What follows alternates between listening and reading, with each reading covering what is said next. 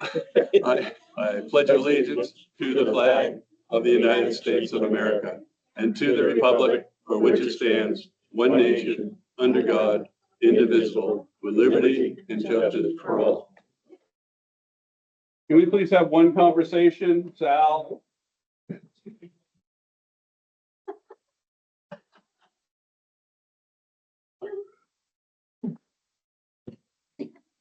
Thank you.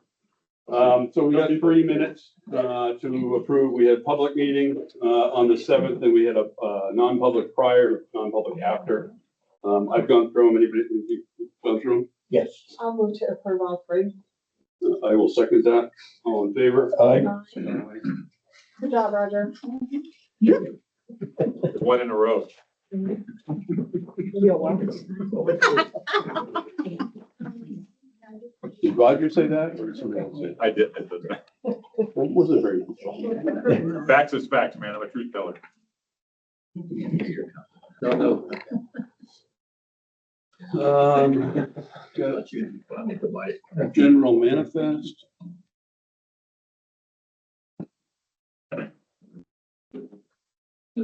Yes. Yes, we just have to say we gave it to you. Appreciate that.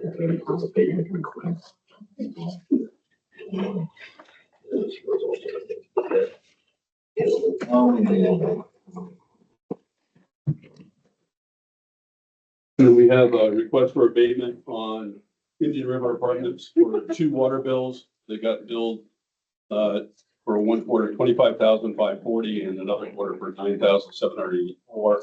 They're requesting an abatement of 24,984 on the first one and 9,229 to bring it down in line what the average was.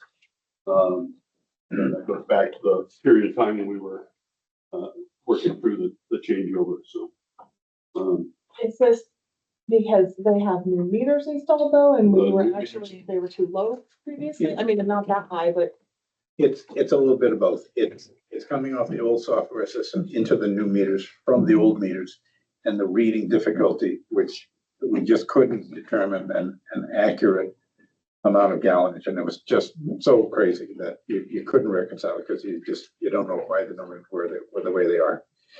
We'll have a few more months of that potentially with a few of them until we totally go over to the new system where it's a lot easier.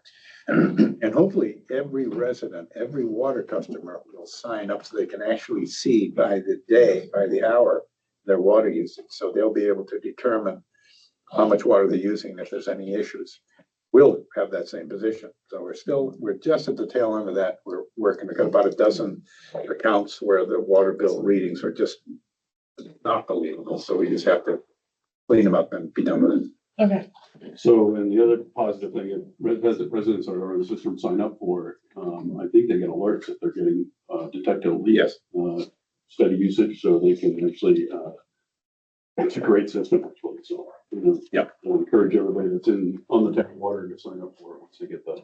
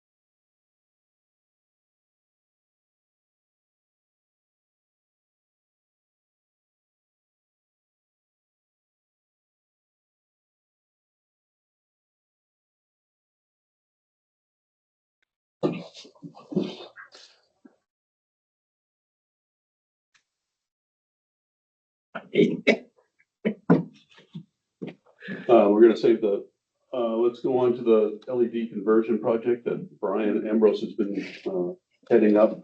Are we gonna be able to get that up on Zoom? Or are we just gonna do it locally? So we have representatives from Allegiant, what's the name of the company? Affinity LED. Affinity, thank you. For a conversion, and Brian, you're intimate with it, so I should give an introduction of what's going on here, so. Yes, so we're trying to establish a plan for our street lighting throughout Canaan. We're working with New Hampshire Saves. And I believe Jeff Hamilton from New Hampshire Saves, which is Franklin Energy, is working that right now. He is on with us tonight, and trying to come up with a comprehensive plan to make sure we know what we have presently, what we might have for a plan going forward, and basically with the idea to use tax-free, not tax-free, but interest-free loan through our payment methodology right now to bring our lights out of the gas vapor and incandescent variety into LED for future savings. Great. And Jeff, you want to take over, or are you gonna walk us through this and your presentation? No, I believe the folks from Affinity are going to lead this discussion. Okay. I'm just happy to be here and seeing all the resources being used to their full advantage. Do we have the overall slide? This is, I think when they do the presentation, I'm gonna have an overall slide. For six. Back up, maybe it's one after this. I think it's on page 7, if I recall. Yep, that was it. Back up. One more. That's it. The big picture. So this synopsizes what we're trying for. The rest of the stuff will be a presentation from Affinity LED.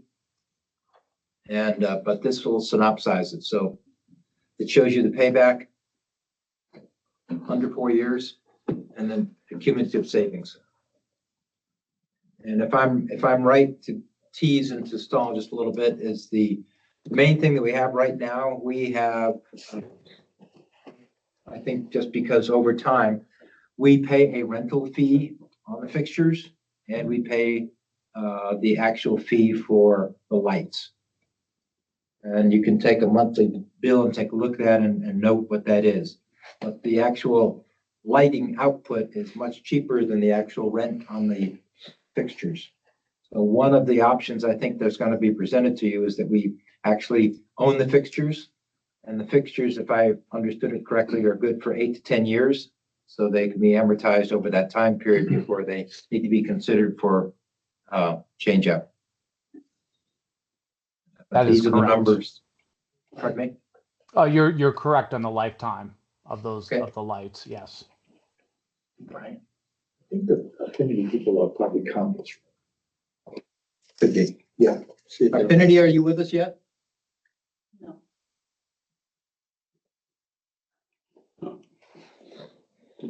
When was the time they were supposed to be on, Brian? 8:10, I think. see if they're- So in a minute. Oh. 6:10, sorry. Oh, all right. I thought they had it on for 6, so that's what, Right. that's the invite that I got. All right, and do we have I know I read it, but I don't remember. I know we have 84 lights in town. What's we own some and we lease some? Do you remember what that split is, or? So from what I can see, it appears as we used to have 170 some lights. Okay. They got cut in half. And it appears that we are working with the number in the 80s. So it's 86, I think it is. Mhm. In any case, that appears to be accurate. What they're going to do with this proposal is once we agree to go forward, they will actually go to each light and make sure we know which pole it is and make sure that it's functioning properly. We'll be able to then verify the bill that we've been paying. Yeah. For sure, okay? And then we can proceed with one of the options that, they're gonna put forward to us. And have you or they made any recommendation of, is there any way to go back to the, I mean, I know we had struggled just to get this information where we are right now. Is there any way to go back to understand what the half that we got rid of and when? I mean, I have an idea. Probably there is. Okay. We didn't go back that far, so Yeah. all I know is the rumor that had been that we were gonna save money by getting rid of half of our lights. Right. That appears to be accurate. Yeah. When it actually happened, I don't know. I know that we're not, it doesn't appear that we're paying a lease on the entire amount of lights. We're paying the lease on only that number of 86. Got it. Okay. So that Can I appears just- to be accurate. Can I add a little piece? Yeah. One of the things that after this proposal's done, we say, here's what we have. Brian and I have already spoken with some of the public safety department heads. And they're gonna wanna take a look at where we might wanna add a few lights. Yeah, that's what the point I was getting at. I was trying to figure out. So I where think it should go back. If we could agree that we're gonna do this and get the audit, that'll give us where we are. Yeah. Then we can meet with that department heads and say, where do you guys all want new lights? You know, and we can add a few wherever they think it's most appropriate. What I hope in all this is that we end up with a plan. So anybody in the future can take it off the shelf and go, okay, we know what this plan was. For instance, I think most of us can agree that we need some sort of utility pole lighting at the Depot Street intersection. Yes. There's no lighting there for crosswalks. So perhaps one of the tenets of the plan might be crosswalks and sidewalks need to be addressed for proper lighting. Maybe intersections would be addressed for proper lighting, and then how many? And then how we address the emergency responders as far as lighting requirements there and or anything with the highway or any other department that has some sort of need.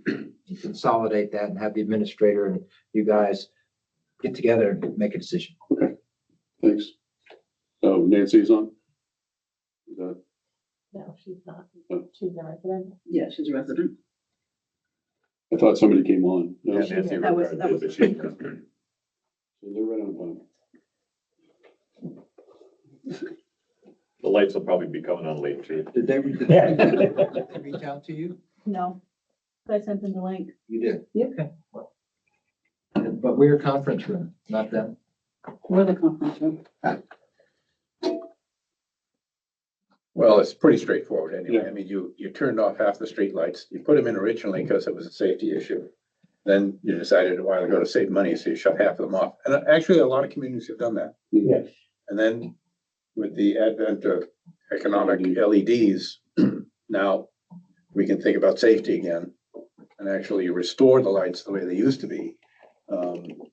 Not have it any upfront cost, because I think basically you're financing out of the bills you pay on a normal way, and eventually you get to the point where you are. Yeah. So, I've never seen a community not want to do that. No, I agree. They're doing this in Campton right now, finishing up Campton. One of the things that I could indicate is like, I believe there is a desire by the historic district to have incandescent bulbs. We can have incandescent LED bulbs.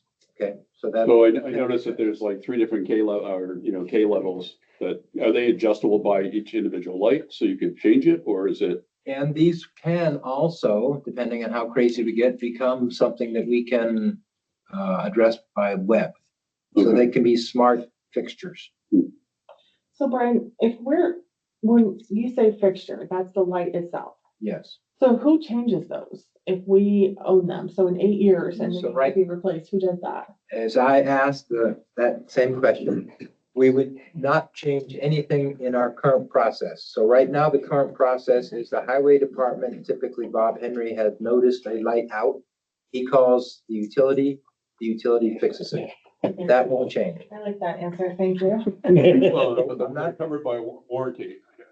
Yeah, correct. So, I mean, Affinity does that, or is that the I don't replacement believe still through it'll be Liberty, but Okay. this will be part of the explanation. I'm going to get in there to make sure that those things are done, but as of right now, they indicated that would not change. So So you're, okay, so we're not Liberty, adding a link. it's not just Liberty in town. We got Liberty, we got the co-op. Right. I don't know what areas, but I mean, there's certainly areas where they. Right now, the lights that we know about are Are all Liberty in Liberty. lights. Okay. Ellie, you were up. Yeah, I got a couple of questions. Sure. First off, I don't know where to start. First off, I remember kind of roughly the time period when this happened. I'm pretty sure it was before COVID. It was probably around 2015 that it was done. I know I was on the budget committee at the time. And I live on a really small lot. It's 4/10 of an acre. And I had 3 streetlights on that lot. And I asked to have some of them removed. One was removed because I live on a double corner. So they kept the one on Graceville and they took out the one on Highland Avenue because they were so close together. And they also took off the one that was near First Street. But it was still on my property, even though I don't live, my property's not on First Street. But I assume that's what it was supposed to light up. So I guess I just think that some of the people that live in town, especially downtown, should have a say in that. I mean, if you've got 1 street light in your property, I think that's enough. But to live on less than half an acre and have 3 street lights is too much. The other thing is I worked on the light bills some time ago, probably close to around the first time I was on the budget committee. And my understanding was, and of course things might have changed since then, is that most of our streetlights are not metered. So if we're gonna go to this LED thing and we own the lights, are they gonna be metered now?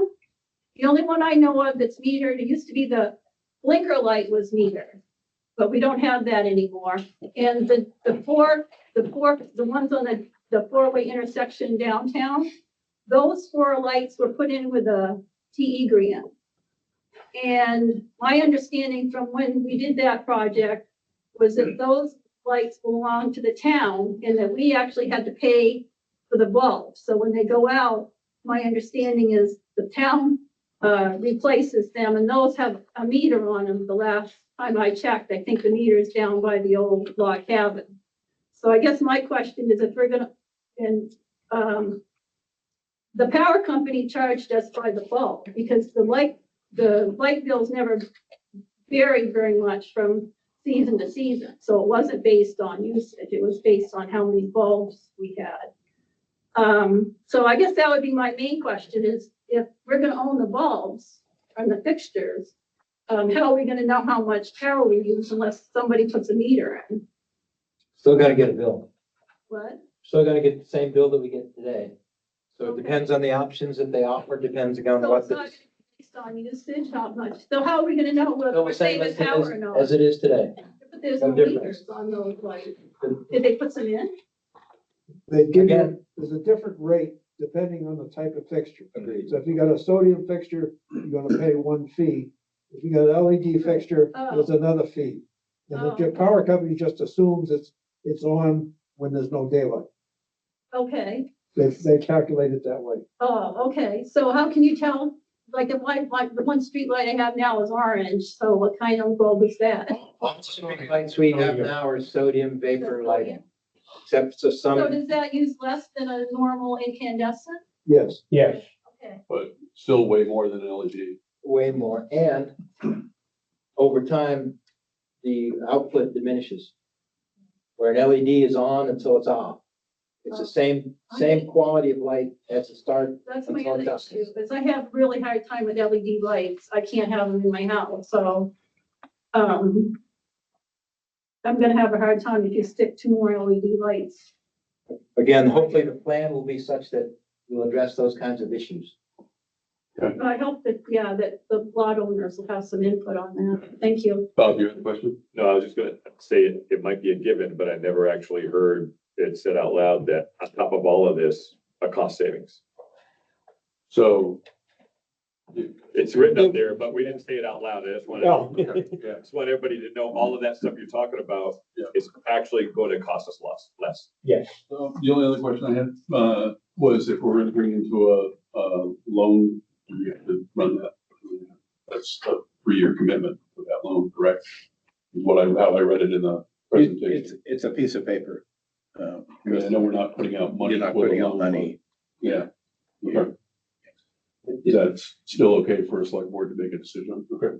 It has, in my experience, I've signed it in other towns. This whole process is the same process being used throughout the state and other towns. So we're not, there we go. We're not amending the wheel. Oh, that's Jeff. Yeah, I no, don't I'm think they're gonna sorry. join us. No, they're in the team's waiting room. They said they're waiting. I don't think they have the correct link. Oh, there Agreed. she Oh, is. I there, just, she's in now. Ah, And shortly. there's Kelly. Up. Hello, Kelly. Sorry. We've been sitting on another team's waiting to be let in, and I guess we were on the wrong link. Hello, Well, everybody. welcome. Sorry, Welcome. sorry for that mix-up. We were on another Teams meeting, waiting for Okay. you. Such as Teams. Anybody, it is all yours. This is Brian here, Steve, and I think Steve's probably gonna be the intro and then take it from there. It's all yours, Steve. Great. Well, thank you, Brian. I haven't met you. I know you've been communicating with my colleagues, Kelly, who's the project development manager, and also Dean Hurlburt. Has Dean jumped in yet, Kelly? Yep. I don't see Dean. Oh, okay, good. So thank you, everybody. My name is Steve Lieber. I'm the president and founder of Affinity LED. The street lighting business is one of our specialties. We've been building street lights in Dover, New Hampshire, all assembled by U.S. veterans since 2016. We've completed, I think we're pushing somewhere between 165 and 170 communities that we've done street lighting conversions for, and that includes more than 50% of those are in New Hampshire. So we know New Hampshire really well, working with colleagues at Liberty and the other utilities. So I think, the great benefit that that New Hampshire provides for doing that conversion is that Liberty, makes it very easy for us to do the conversions. We work with them. Once you make a decision to move forward, there's a team at Liberty that handles the work that we end up going out and doing a GIS audit to verify the inventory. We usually find that the records aren't 100% accurate, and that is not just Liberty. I would say Liberty is probably more accurate than the Eversources and Unitils and NH Co-ops. But we do a reconciliation of what's really there, and we'll come back to you after that reconciliation is done, making sure that we understand what streetlights are out there that are yours and should be on your inventory, your ledger, and what are private area lights that are paid by somebody else, and come back to you with a lighting plan based on categorization of roads, et cetera. So the great news is you've got about a 90% reduction, and LEDs for, if you haven't done your buildings, by the way, we should really take a step back and think about looking at your buildings, particularly to bring them up to the latest technology, because we're really in sort of like the technology replacement cycle now, where even old existing LEDs, we're now in the process in schools and municipalities of making those new conversions. The beautiful thing, as you can see from that slide that you have up, is that there's not many capital improvement projects that pay for themselves and give you the kind of return on investment that that an investment bank would say, wow. But that's what happens with your LEDs. We're excited to help you, obviously, and the team has run all the numbers. We're looking at, the expectation is these lights are going to be up for the next 20 years. And that's about $300,000 cumulatively in savings. So Liberty has stepped up and provided some incentives to support that, which is great. What questions do you folks from Canaan have for us? So Steve, I had just a quick question. Do you have a relationship with the New Hampshire Electric Co-op as well, or is it just Liberty? We do. We have relationships with, in New Hampshire, it's NH Co-op, it's Eversource, it's Unitil, it's Liberty in Maine, it's Central Maine Power and Versant. So yes, we work with all of them, and my colleagues, Kelly and Dean, have regular communication because we're in projects all over the state. Yeah. We just have various parts of the town are covered by the co-op, so I was just curious. Absolutely. And, today especially, I was talking about this with a group of, advisory peers. I'm on like a CEO advisory board today, and we were having this discussion, particularly about energy. And, there's been an average, the historical average over the last 10 years has been an increase annually of about 3.7%. The new forecasts that have just come out for energy inflation. And this is a combination of sort of like the energy supply cost, which are going to have some waves of ups and downs, are going to be offset with continual increases in delivery and transmission fees because it costs money to keep the grid going. And there's going to have to be a lot of grid improvements as, we become less dependent on natural gas and more dependent on renewables and things like that over the next decade. So, part of your decision is not only to have this incredible upgrade to, the way your streets look at night with the lighting, but also to fortify yourselves against the risk of, continuing increase of costs. And, we're happy to support you anywhere that is. Lighting, obviously street lights is a massive reduction. It's about 90%. And for all of your buildings, you're probably looking at lighting representing anywhere from 40 to 60% of the amount of electricity that you consume in your buildings. So imagine taking that now and reducing that by another 80% as well. So it's all good news, and the great news is that it's the one capital investment that pays you back really quickly. So the impact on the taxpayers is very positive, and they all like to hear that today. Anybody else have questions for Affinity? Wow. Yeah, I think Jeff has indicated that the financing piece that you have there, currently called the paper that we have, the MLC one. Yep. Was at 5.99%, but I have an understanding that, Jeff, you think that's a 0% number? A separate financing option through Liberty does have a 0% interest. And As another Jeff, option. And Jeff, that is the on-bill financing. So we obviously, that's Jeff's role, is we bring the options that are not Liberty related, because Liberty has an outstanding program. And Jeff, that's a $50,000 cap, correct? That is correct, yes.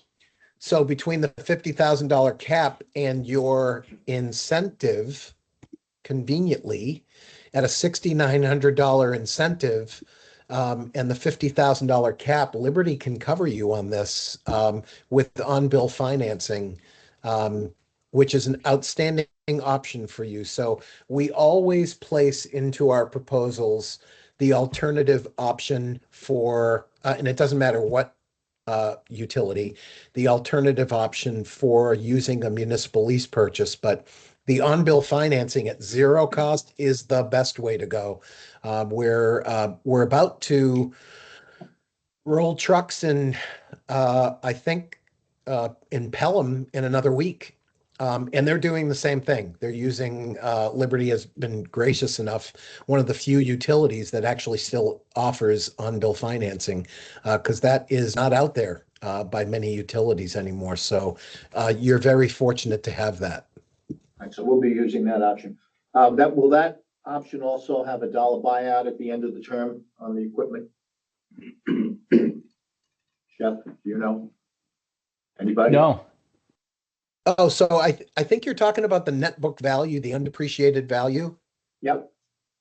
So Jeff, don't want to certainly I'm looking and seeing that there's an undepreciated asset value, and that's basically Oh, okay. the undepreciated asset value is a payment that you do have to make, and that's what gets you down to 56,000. So your real cost at 56,900, less the incentive, plus the undepreciated asset value. That's the cost for you to buy lights that have not fully depreciated themselves through your tariff. With the Public Utility Commission that has been approved by Liberty, your street light tariff. The reason why there's a tariff on streetlights is there's no meters. This is unmetered lighting. Believe it or not, in the state of New Hampshire and many other states, you are paying based on the Farmer's Almanac, how many hours of darkness. And then based on rated wattage and, other types of costs. So the net cost for the town, if you don't go in with a lease purchase, is it looks like all you would have to cover is approximately the $6,109 of the undepreciated asset value, and you will be down to $50,000 after your incentive. So I think that's the there's one. another proposal we want to see that replaces the one, alternate one to this one, the MLC proposal. So with the MLC proposal, I just have to jump back over to that. With the MLC proposal, there's some cost of money. Okay. The cost of money, it covers the whole project, but you have a cost of money. So it's really a decision by, all of you who represent this, want to make the best decisions for the citizens of the town of Canaan. What's the best way to go?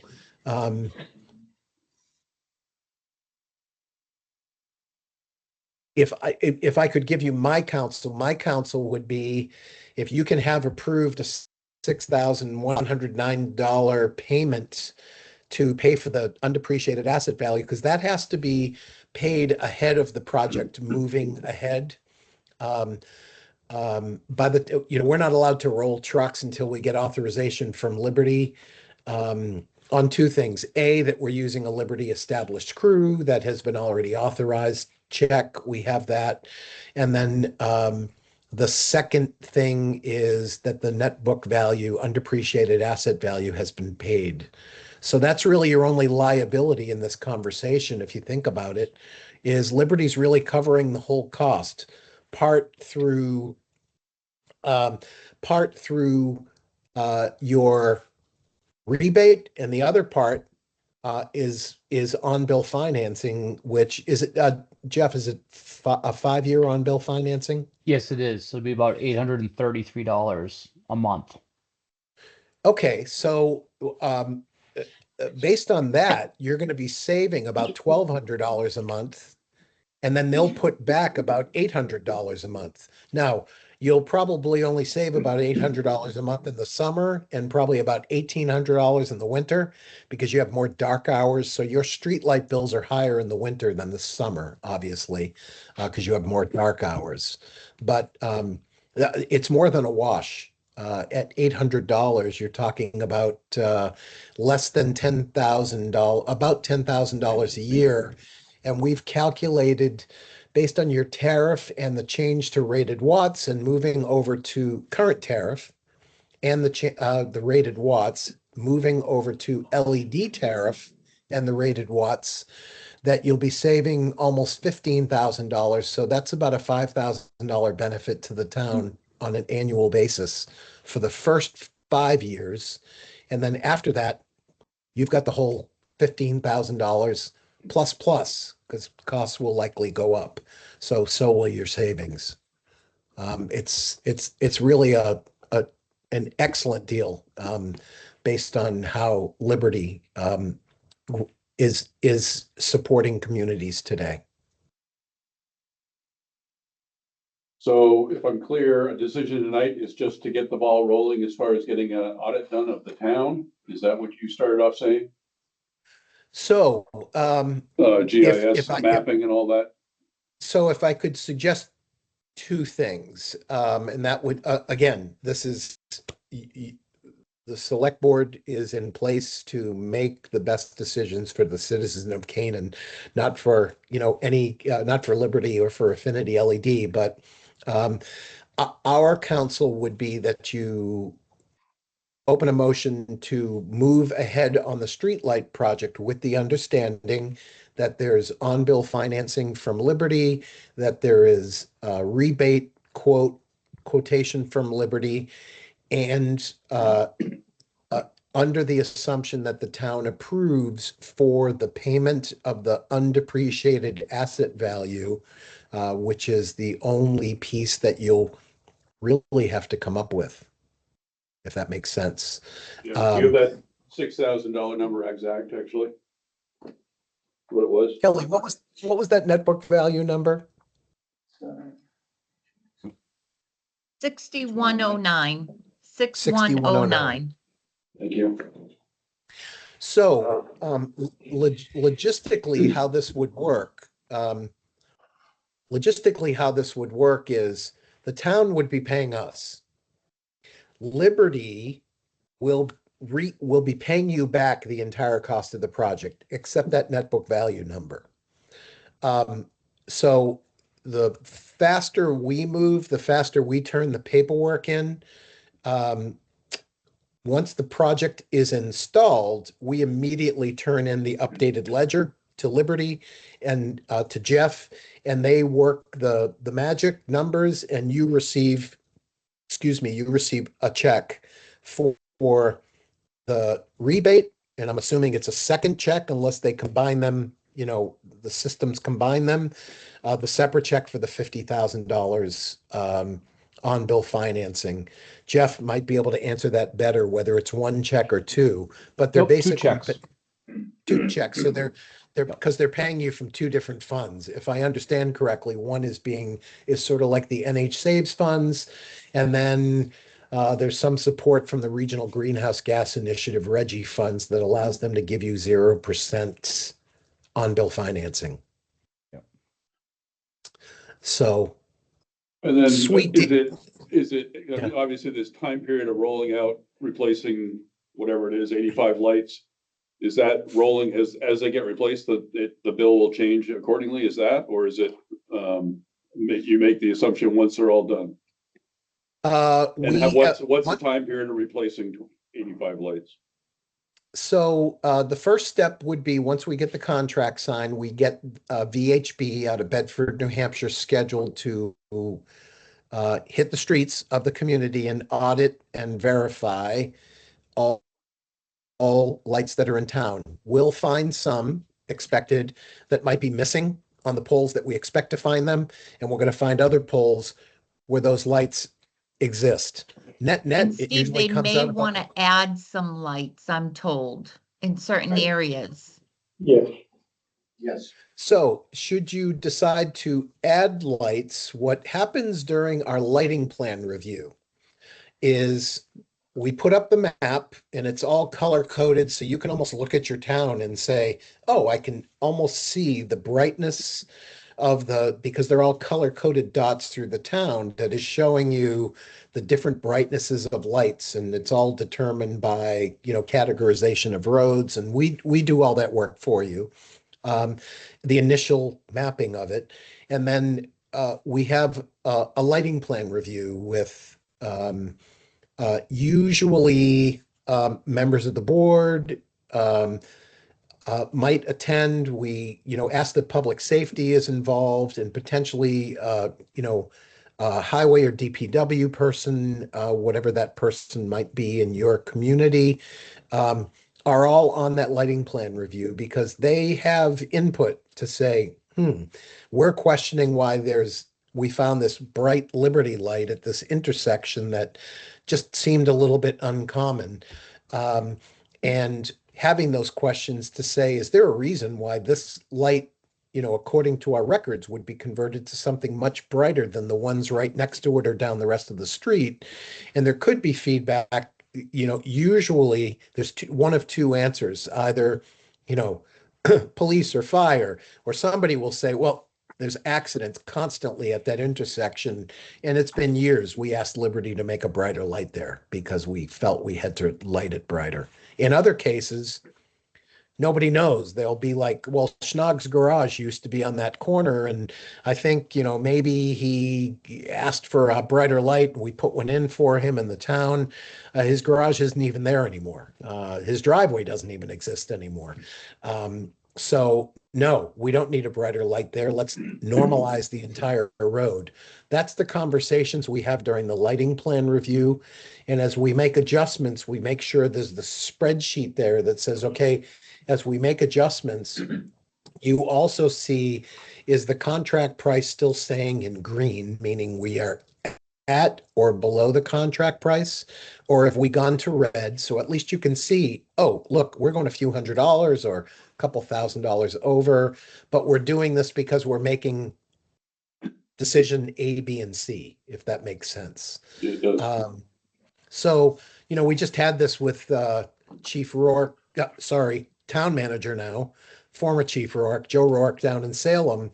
We just had the same conversations and we're like, okay, they're like, oh, that thing's going red because they wanted to add lights and move lights. But they felt like, okay, we're going to spend the extra, they have a couple hundred lights, so it's different. It's a larger contract, but they're like, we are going to spend the extra $3,000 or $4,000 because this is what the community needs. So you may be under or you may be over, depending on what we find, and then sit down with you. So the contract will potentially adjust up or down a little bit, but you'll be in control of that adjustment through the lighting plan review, if that makes sense. It does. Okay. So we're going under the assumption to say, hey, we know what your inventory on record is, and if the inventory on record is 100% correct, it's a $56,000 project.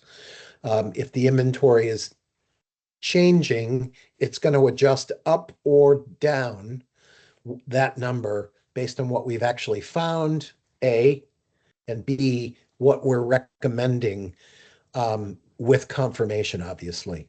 And then it's just discussion. Once we finalize everything and everybody feels like, okay, we have a good plan, we're excited about the decisions we made, we roll trucks and get the lights installed. I have just one final question. So from an environmental standpoint, what do you do with all the old equipment? What's your, do you recycle it?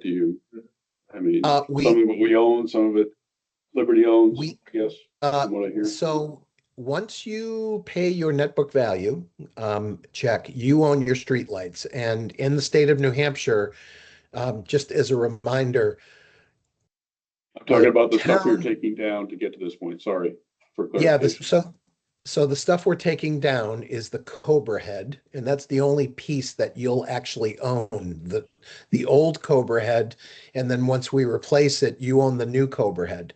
The mast arms, the wire through the mast arms, all the connections behind into the secondaries, that is still, you're still paying delivery fees on your tariff, and Liberty still owns that responsibility to maintain and deliver power to your asset, which is only the Cobra head.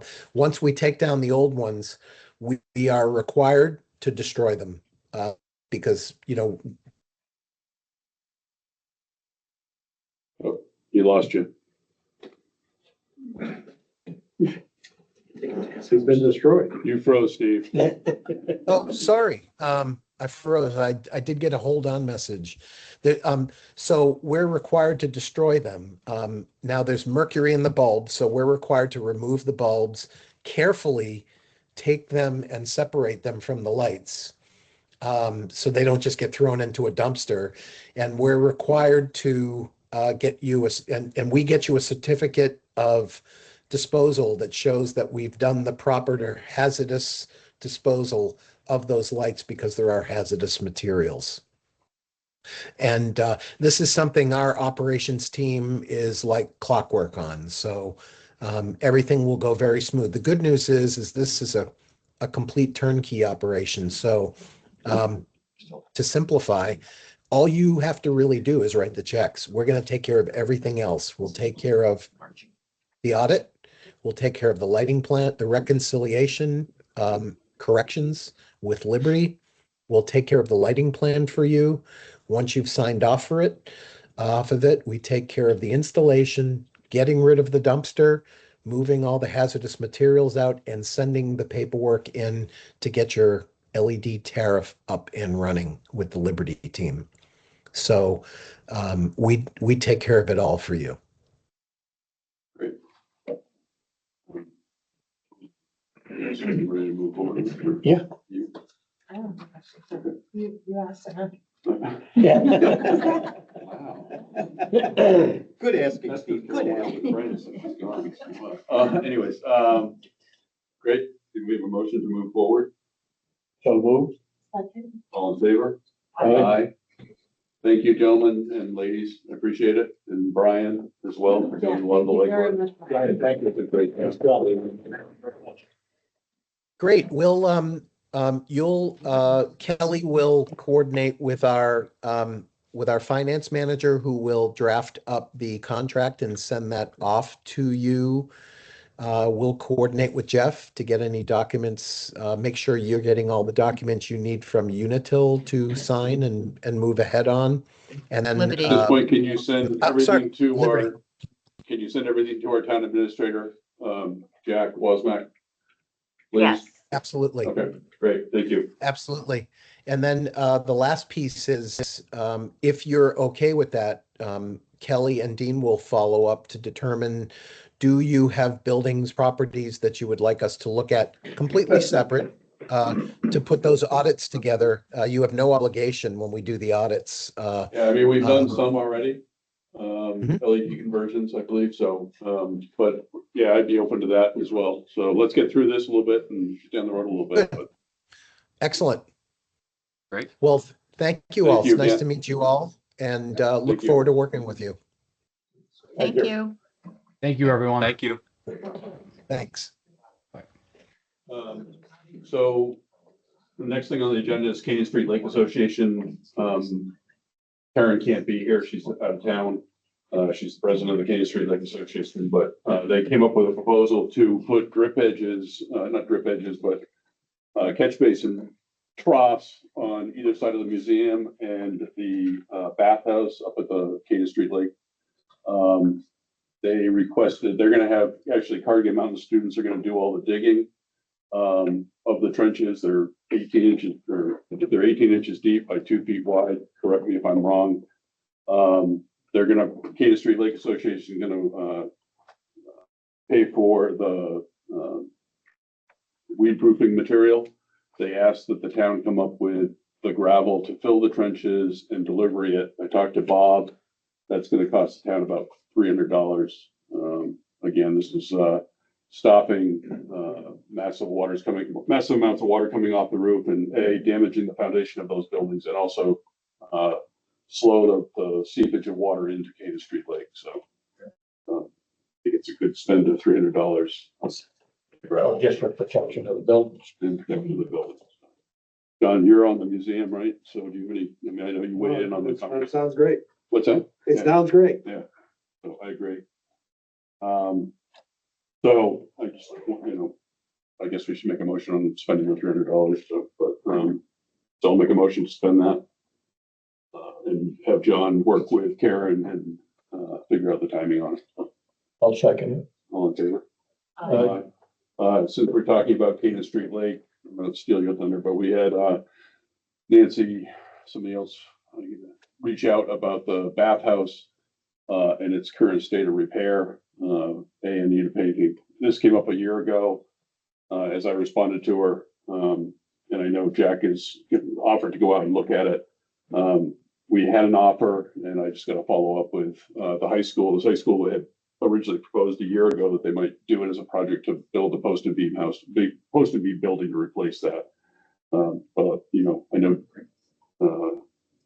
the shop teacher is leaving. He's retiring at the end of this year, so I'm not sure if that's still a possibility or not. I did reach out to him, but I haven't heard back from him. Yeah, Stephen, at one point in time, John Coffey was meeting with him where he talked about perhaps getting a grant to redo the bathhouse completely. Well, I think that was part of it. They were gonna use the high school to build, as a project, to build a post-and-be building to replace the bathhouse. So that's, like I said, that was on the books a year ago. I don't know if it's still out. So Yeah. I will follow up and find out. We'll find out. Okay. If you change the footprint, if you change the footprint of the impervious area, then you need a DES permit. Right, 'cause If we're you right. keep the same dimensions, you don't need a permit. Right. I think that was the goal, John. So, yeah. We certainly don't need a for building. Yeah, because it's within the setback.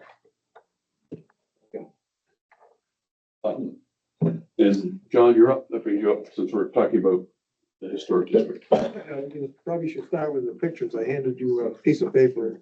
Yep. And you can see the roofs of the meeting house and the museum both falling apart. To repair the meeting house, it's $4,800. Repair the museum, it's $28,500. That's a lot more area on the meeting house is just the west porch, which is a small addition that was put in about 20 years ago, On the backside, On the where the kitchen backside, is? yeah. Okay. the backside. So that was probably the bird shingle that was a warranty problem, but it's been 20 years, so the prorated amount is $3 or something. So Yeah. we're not looking for that, but to redo it is 4,800. And if you look at the available funds in the current operating budget for the meeting house, those funds are currently available. So we would recommend you spend it that amount of money. For both roofs? No, No, just the meeting house. just the meeting house. Now, the museum is a challenge. There's nothing in the budget that matches that, like Carrie Ann.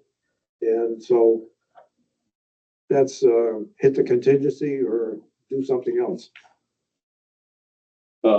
Does it have to be shingles? Is that the best option or is that Probably all people- allowed for, What else? Are you talking about metals? I don't know. I just. Metal is usually more expensive. But it lasts longer. Yeah, metal would be, that would be a acceptable approach. The standing seam metal, not the, Well, they may, yeah, so there's a lot of variations. yeah, not the Metal color. roofs now that look like, yeah, I understand the corrugated. Yeah. That would be great. As long as it doesn't look like a chicken But I coop. mean, they have metal roofs now that look like shingles as well, so I don't know what it costs. Yeah, Looking at long-term lifespan, if I can. there's even plastic, fiberglass, there's all kinds of materials. That's a historic building, isn't it? Yeah. Yeah. Would that have any impact on Well, it? they're concerned about, if you want to be correct, you go back to wood shingles, but that's a fire hazard. Sure. So since we've already gone away from the original, Okay. then going to some equivalent new product is okay. Okay, good. Just wanted to make sure we As don't. long as it looks, as long as it's aesthetically appealing, you don't. That's where I think this metal roof's coming in, it's not, doesn't look the same, so I don't know if that. Well, actually, metals were historic. In addition to wood shingles, metal roofs were actually. With the rest. No, So John, is it leaking? What's- not yet. What kind of money do we have in the building maintenance fund? They have any money anywhere. General fund, the capital reserve warrant article is shot down. Yeah. And last year's changed how we handled the CIP plan was we took major expenses out of the general fund and put them into the CIP plan for the capital reserve fund. And then the warrant article was shot down. 2 years in a row, the Yeah. funding for it. And there was other projects were slated to come out of the building's capital reserve fund after transportation in the $40,000 for the senior center. Which has been on our radar for a number of years now. And then when John mentioned contingency, I don't think we really have much of a contingency fund, right? We know we don't have that designated. It's like 50 grand in the budget, wasn't there? Yeah, we budgeted 50,000, but I'm not sure what the final decision was on the senior center. And we haven't figured out what projects are Right, taking place. yeah, Yeah, because you've got the sewer pumping station that's Yeah. gonna be close to 150,000. only 100 last meeting, 2 weeks ago. That was yesterday. It was before DES said you have to have an engineering stamp on I do have a question, folks. There's another fund called the Community Center Fund. And that appears nowhere in the funding for any of the major projects that we have. It's just sitting there. It's a fairly large number. It's like $270,000, if I'm not mistaken. Yeah, because we just put money part in there from the sale of the gravel pit, part of that went into. Yeah, but I'm just saying, it's a fund that's just sitting there. I don't know if you guys can. It has a designated purpose. There's a Yeah. long-term designated goal, it's just not out there. Actually, clearly does. Yeah. So, It's near and dear to a lot of residents. I Yeah. totally understand. I'm just pointing out that there's phase a out. boatload of money out there. Are there any short-term fixes, John, that we can look at, or is there any grant funding that we might be able to go after with L-chip or anything like that? Yeah, we could go for grants. L-chip will pay 50%, then we gotta find the other 50%. 50% is better than none. so- That's right. What about the Moose grant? Most is not currently active, not awarding grants. We've gone to hibernation for some of them. Well, conservation. Their grant. Okay. Can you do some legwork and see what else is might be available for? Yeah, well, with Any with L-chip, short-term if we fixes. get it, it's, money comes in next year. Understood. You can dig around. I mean, I don't know what else is. it. I'd like to spend a little time on it, maybe with Sal and the budget committee, and kind of get a sense of where we're at on the budgetary thing, because I get a little nervous when we're looking at expenses that we have to eat this year, like the sewer pumping station. Right. I'm not quite sure I can answer where the money's gonna come from. Right. Yeah. No, interesting. How about proceeding with the meeting house at 4,800? I'm okay with. That's already funded, correct? Yeah. Yeah, I have no problem. I move that we move forward with the meeting house repair. And that's the most pressing need for the meeting house? I'm just thinking, Well- I mean, that only leaves 10,000. Yeah, it probably is the most pressing need for the meeting house. Okay. Isn't it? You don't know when it's gonna leak. The trouble with these roofs is you can see it falling apart, Mhm. and then at some point it begins to leak. And you don't And then see that right that's away, Like the Then- tower, yeah. and then after it leaks for a while, then the stuff begins to rot, and then you find it. And then I have a question about the leak. All in favor? On the Aye. 800? Aye. At some point, had removed part of, or opened up part of the museum, a port, something, On the because there was porch? some kind of rot. Did we get an update on that? But we tore it apart, fixed it, and it was done for $6,000. That's fun. In Okay. other words, when you tear Can you do the roof for 6? well, that's the danger with the, Seems like 2,800. I mean, Can't do it all in length. Yeah. with the porch, we saw the damage, we estimated what it was gonna cost, we opened it up, there was nothing more. Okay. When you go to do a roof, you open the roof, and oh my God, all the wood's gone out. Yeah. Now we gotta replace that. All right, let's table that for now, but we'll move forward on the morning meeting house. Good. Thank you. Thanks for Thank bringing you. it to our attention. I always love doing that.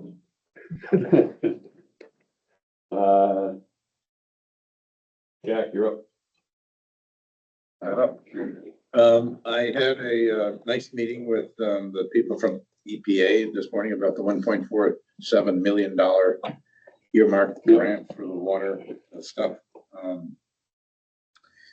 The money is still there. We can still get to it, and we're gonna take another run at it. Apparently, we tried to access it, and we couldn't identify a reason why.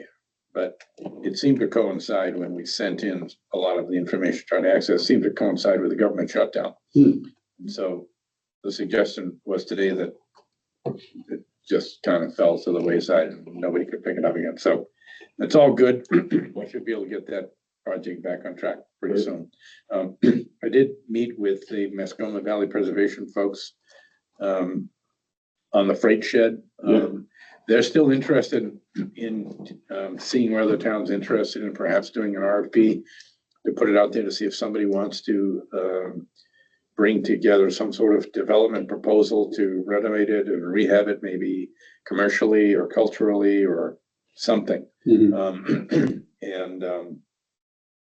see where that goes. They may have some opportunities that somebody would like that and turn into a useful purpose, either a long-term lease or ultimately sell it. Yeah. And if you didn't object to that concept, then I could move forward and draft an RFP for that purpose and work with the preservation folks and see where it goes. And then bring back those results and see what sort of projects might come forward and who might do that and maybe what the future might look like for the freight shed. I would very much like that. I don't know. Instead of just letting it sit there. I don't have a problem with it. Yeah, I Scott had some opposed. No, well, the only question we had before is it sets on essentially the land that it sets on. Right. So depending on what they were proposing, what other property would be necessary for parking or whatever would have to be answered in their proposals. Sure. And that would be a question we'd have to Yes. ask and answer, because obviously we own the land around it. And part of the project might be to create some parking in whatever way is appropriate for whatever the function is going to be there. Yeah. Right. So, yeah, no, that would be part of what would come forward, because you need to understand what the overall footprint's going to be. As we talked a little bit, we're moving towards some minor town hall renovations to try to make more space for this crowded staff in there. Reconfigure the space. Yeah, and basically moving the wall out in the front so the town clerk has more room in her office and there's more room for the staff inside. Taking the town administrator's office, which is 24 feet long, need an office that big, putting up a wall and dividing it in half, reusing one of the doors in there. And the good news is we have all donated material.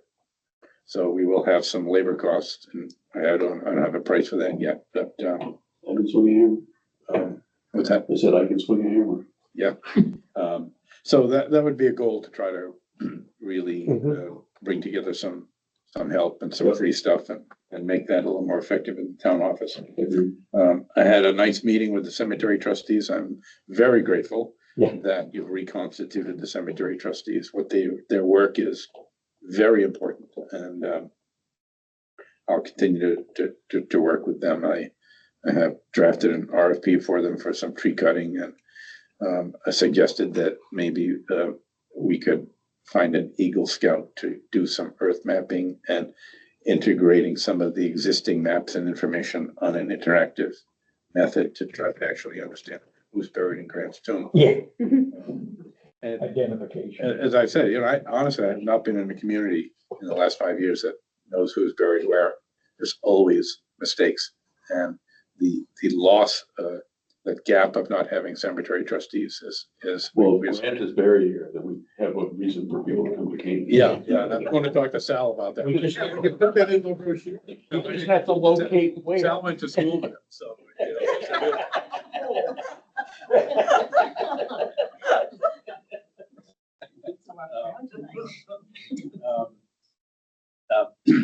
We're doing well with cross-training the deputy town clerk. My goal is to create equal bench strength between town clerk and the deputy town clerk, because I think we know having one person to try to do all of that, all the things that are required by statute, is overwhelming.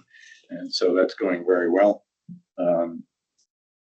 We are moving onto a project to try to track down some of the tax bills that seem to miss the people that owe the money. And for example, Dollar General was 2 years behind. They owed us $38,000. I fixed that the other day, and we've got a check rolling in. So that's all fixed. Just had to find them. Yeah, really, just had to find it. I put a call in legal counsel in an hour. It was a $16,000 electronic transfer. So that was good. I will be meeting with the budget committee on April 29th at 6 o'clock, just to kind of make sure that I'm up to speed and walking down the road with the budget. for your purposes, I did send out a certified letter regarding a notice of violation to 76 Roberts Road. So, and next meeting, I'll be coming back to you with a decision on the transfer station bridge location. You had a public hearing on that back in January. And one of the outstanding decisions is which alternative you want. Okay. But we'll just bring that back next meeting. And subject, any questions, I'll conclude. Thank you. Any questions? Yeah. I have one thing, at the last meeting, we had last select board meeting, we had a meeting with the Economic Development, Committee. Sal's reminded me we were gonna vote or decide on whether their charter was appropriate to continue with. I read it through, for right now, I think it's fine. Okay, the other board members feel that we should vote on it. We can go as this. Yeah, I think it's, I think we need to get it reactivated before we worry about whether everything in that charter. I mean, it's fully workable for what I've, The current. yes, the current charter is workable. You have to vote on it? I mean, it's not actually a town committee, right? It's a, Well, Well, it would be helpful if we had the endorsement from the select board that, so like. yes, this is what you can and cannot do.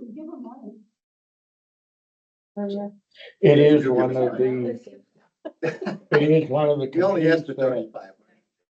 Well, that's, half the roof of the. There you go. Well, that- It is a committee maybe we'll that donate in the it. past has had select board member representation on it. So then, if we're gonna vote, then I will move that we approve the charter that you had sent us. I'll second All in favor? it. Aye. Thanks, Sal. Thank you. And then Sal also asked if, the board would be interested in appointing Tom Milligan as a CIP resident at large, member. Tom is up for the challenge and, that's appointed by the select board. Have we had a member at large previously? Yeah, Tom's always been a member. Yes. Oh, but we have to reappoint him annually? That's my Yes. understanding, yes. Oh, well, then absolutely, I mean, you have no one else that's interested? Not that I know. Yeah. No one has come forth. Those are tough meetings. Yeah, I worked with him on that I know committee for you a did. while. He's great. So I will, move that we make that appointment. Second. All in favor? Aye. I'm only doing it for 3 years, like all the other committees are. I don't know if Tom's gonna wanna do it for 3 years. Yeah. So let's give him a chance to back out if he wants. Any other Thank you, business? Yes, Carrie Ann. I have a question for other business, but also we're getting to the tan rating. Yeah, we're gonna do that after the meeting, so we don't need to do it public, we're just gonna sign off on it. It's already been approved, so. For other business, I'm working on finalizing the software with the software company. We're building the digital approval system. Yep. And I just wanted to ask if currently our purchase order is capped at $500 for all employees. I was wondering if the board would allow us to consider the fire chief, police chief, public works superintendent, and town administrator to have a higher approval rating before I build everything. I can rewrite the policy. If it's a no, that's fine. What level would you like to go to and why? I was thinking we're always, Gone up anyways before. we increased from 250. Oh, sorry. It was only 250. All right. But It's tough to buy anything for less than $2,000 out of most of those larger departments. yeah, I was thinking minimum $2,000 for the 2 chiefs in public works and maybe $4,000 for the town administrator, so we have more tiers. Or we can build it however we want. I'm okay going to $2,000 for the department heads and the town administrator. So, I mean, we can discuss going up after that if it's really becomes an issue. And I mean, I haven't seen you put in approvals or anybody else, any town administrator approvals for most projects. It usually goes through a department anyways. So, Right. I also like to discuss and find out the board's members. I'd like to be able to sign off electronically as board members too, but I know Scott is troubled by that. Sadie hasn't really weighed in, so. So, Carrie Ann, I'm sorry, that you're proposing increasing which limit? So most employees would stay at the $500 limit, and then like the highway foreman, if he has something over 500 but less than 2,000, then Bob would have to approve it. If it's more than that, the town administrator would have to approve it. So it's kind of like different layers. But if we just do those 4 positions at a $2,000 limit, then anything over 2,000 would go to the board still. But I'm sorry, this is just an outright purchase and then fill out the purchase order after, or I missed No, the just- first part. Those 4 positions can purchase anything up to $2,000. And we don't sign off on it at all. Correct. Obviously do it and work within their budget, so they can only still spend it on budgeted items too. And most of the other positions that buy stuff report to those 4 positions. Okay, I know a lot of times we get forms that might be signed by someone in the department, but not the department head. So this would only be the department head, those individuals that you mentioned. Yes, so like say someone at the transfer station needs to buy something for $1,000, it's outside their 500. So they would submit it to the public works position. They would approve it. It doesn't come to the select board. Okay, so it would only be Bob that can approve though. Yep. Bob, Chris, Brian, Steve, Chris, Brian. Yeah. Yeah. Let's see. Chris. Yep. Steve. Fire chief, police chief, and Jack. Not, okay. It would save paperwork. Well, purchase orders should be through department heads only anyway. We get them all the time that are signed by others though. And they're still buying stuff that's below that level, so. Yeah. Yeah. Yeah. But I know like for highway. I think Hugh probably does a lot of the paperwork stuff. And guy too. Oh, yeah. Yeah, guy is a mechanic, that is a position of its own. Make a motion to change that to 5 and 2. 5 to 2 for those positions. For So those, police chief, yes. fire chief. What is Town Bob's title? administration. Public Works. Public Public. He's the superintendent of something though, of public works. He's not. Yeah. So those 4 positions. Okay, I'll second that. All in favor? Aye. And then you talk about, select board signing off on purchase orders as well electronically, and what that process would look like, and I know we don't have that in this Yeah, for the upgrade.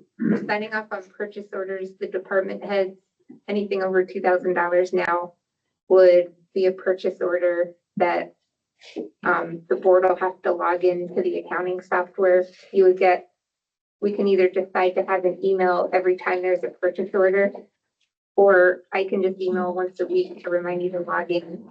And there would be a list of purchase orders.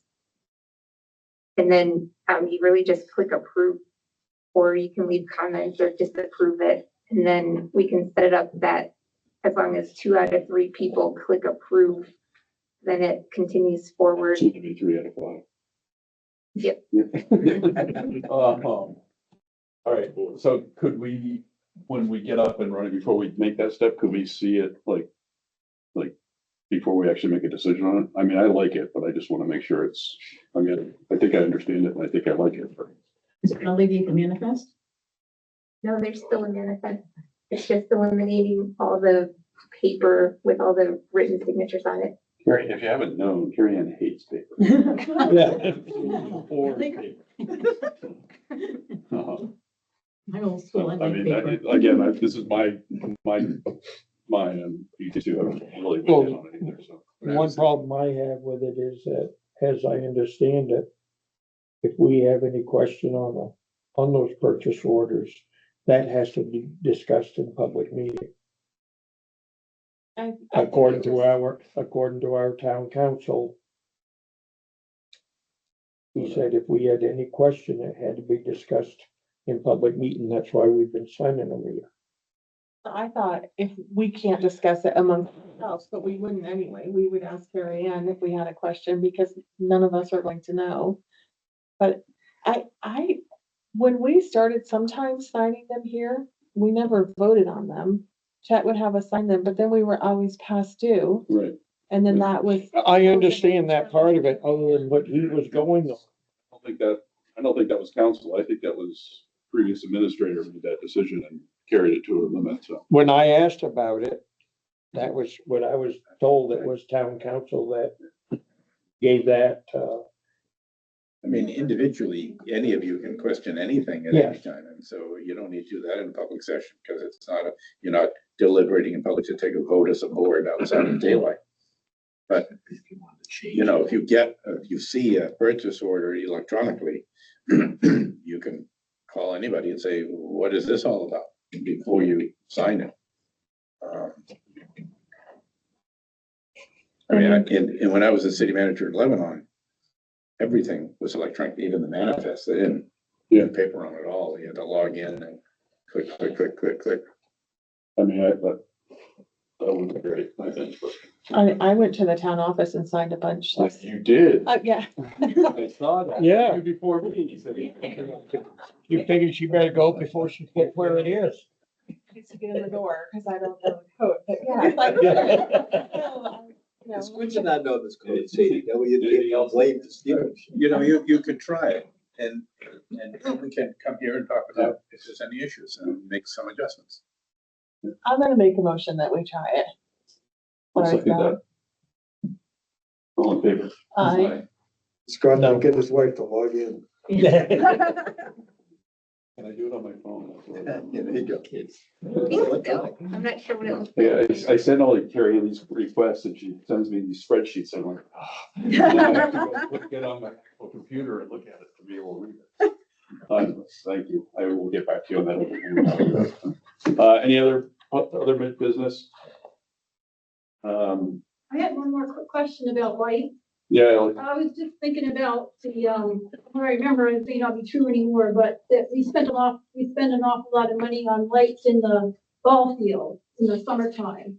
Are those on LEDs now or not? And would they be in your?